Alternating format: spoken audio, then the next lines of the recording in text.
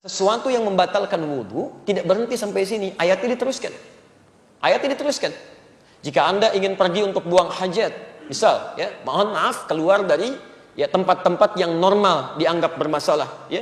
Misal dari tempat-tempat keluarnya, apakah buang air kecil, buang air besar, keluar angin dan sebagainya. Bahasa Qurannya sopan sekali. Jika Anda pergi ke toilet, ke tempat untuk buang hajat, itu bisa menghadirkan segala jenisnya, segala jenisnya. Itu pasti membatalkan wudhu. Aula mastumun nisa, atau sengaja bersentuhan langsung, ya, sengaja, ada niat kesengajaan. Beda antara lamasa, massa dengan lamasa, itu lain. Awas, Anda mesti hati-hati ya. Jadi ada lamasa, lam, mim, sin.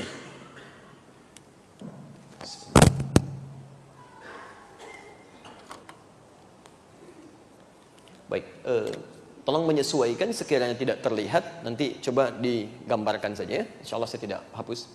Pertama ada lamasa gini, lamasa. Gini.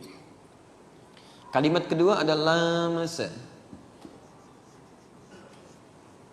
Dan kalimat ketiga ada massa. Massat humul ba'sa wa dharra. Ya. Ini misal kita temukan di Qur'annya tadi, Quran surah ke-5 ayat yang ke-6. Yang ini kita temukan di Quran surah kedua ayat 214, posisi paling kanan sebelah bawah. Ini satu akar dengan ini. Cuma bedanya, kalau yang ini lamasa itu sentuhan langsung. Ya, bisa kulit dengan kulit, bisa pakaian misalnya dengan pakaian yang lainnya. Ya, umumnya sih kulit dengan kulit, satu sentuhan. Ya. Tapi lamasa di sini belum tentu ada unsur kesengajaan. Sentuhan aja misalnya.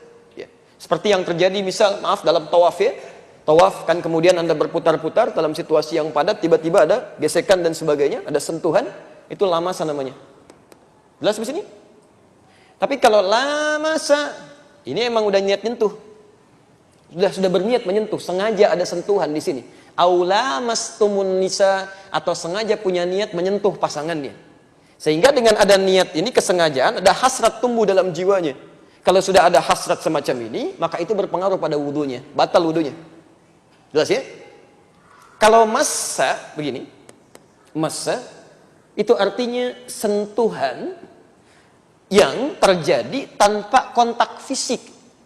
Tanpa kontak fisik.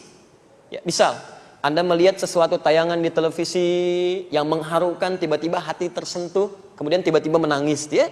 Baik, itu massa namanya. Ada orang yang diuji dengan musibah, menyentuh pada jiwanya. Ada langsung pada dirinya, ada pada orang lain. Kita lihat saudara kita di Aleppo, di Rohingya, diuji, tiba-tiba kita menangis, kita bersedih, kita berdoa. Itu massa, sentuhan. Ada pada orang lain, ada pada diri kita. Tapi ini pun bisa masuk pada konteks yang negatif. Ada orang melihat misalnya tayangan yang tidak boleh dilihat, gambar-gambar yang tidak tepat, atau membayangkan sesuatu sehingga muncul sentuhan pada jiwanya yang bisa membatalkan wudunya. Jelas di sini? Nah, kalau terjadi hal-hal semacam ini, maka itu mutlak, batal wudunya. Diulang. Jelas ya? Kalau batalnya dalam hal-hal yang dibenarkan, maka tidak ada dosa baginya. Cuman batal saja, dia mengulang wudu. Tapi kalau batalnya diakibatkan oleh maksiat, maka selain batal, dia pun berdosa. Dan dia harus bertobat pada Allah Subhanahu wa Ta'ala dari dosanya. Jelas di sini? Baik, hati-hati. Kadang-kadang saya pernah temukan orang-orang iseng. Ya, ada pertemuan misalnya reuni, ada kumpul macam-macam, laki-laki perempuan berwudu ditungguin, ayo sini, ayo sini, ayo sini, gitu kan? Tiba-tiba keluar pegang gitu, itu nggak boleh. Ya, yang dipegangnya nggak batal karena dia nggak berniat, cuman yang megangnya dia berdosa. Dia berdosa, dia. Nah, teman-teman sekalian, itu yang sifatnya standar. Lalu bagaimana dengan makanan? Kita kembalikan ke keterangan Nabi Shallallahu Alaihi Wasallam. Hadis Muslim nomor hadis 828. Seorang sahabat bertanya pada Rasulullah Sallallahu Alaihi Wasallam, ya Rasulullah, wahai Rasulullah, apakah makan kambing membatalkan wudu? Apakah makan kambing membatalkan wudu? Kata Nabi, la, tidak.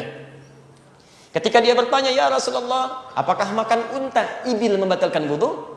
Kata Nabi, na'am, falyatawadda idza akala al-ibil. Ya, maka berwudulah ketika Anda memakan unta. Dari sini orang-orang yang tekstual menyimpulkan bahwa dalam konteks ini hanya unta di Arab yang tekstual, teksnya begitu, dipahami begitu. Hanya unta yang kalau dimakan maka itu yang membatalkan wudu, kemudian dia berwudu kembali. Sedangkan makanan selain unta itu diperkenankan, gak ada masalah. Nah, yang kontekstual bukan melihat untanya, tapi melihat pada jenis makanannya. Ya. Di Arab itu, kalau Anda urutkan makanan-makanan misalnya, dari daging yang paling standar, orang Arab makan kambing biasa. Sampingnya ada zaitun, ada salatah, ada macam-macam. Ya, baunya bisa cepat hilang, normal biasa. Dan kambing di Arab dengan kambing di kita beda. Baunya lebih bau kambing di sini. Karena makanannya lain. Lain unsurnya, ya. Menyengatnya lebih menyengat yang di sini, sana agak biasa. Tapi unta itu berbeda. Dari mulai lihatnya, pengaruhnya, baunya, macam-macamnya. Jadi kalau makan misalnya sekaligus makan daging unta pada saat itu, sementara membersihkannya dengan menggunakan siwak saja, sekarang belum ada semacam odol dan sebagainya, maka ketika digunakan salat baunya masih ada. Ya, keadaan masih meresap. Maka kemudian dipahami secara kontekstual setiap makanan-makanan yang punya jenis sifat seperti unta. Yang kalau dimakan masih menghasilkan bau yang tidak sedap, masih berpengaruh pada kekhusyuan dalam ibadah, maka yang seperti itu yang terbaik berwudu kembali. Misal jengkol dan saudara-saudaranya, gitu kan? Anda makan jengkol, obatnya pete, makan pete, obatnya jengkol, gitu kan? Tapi sama-sama bau di situ.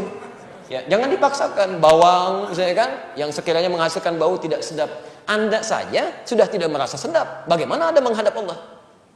Anda pribadi merasa tidak sedap, berbicara dengan orang lain merasa tidak nyaman. Masa mau berbicara dengan Allah dalam konteks sholat? Halo, jelas? Baik. Allahu a'lam bishawab.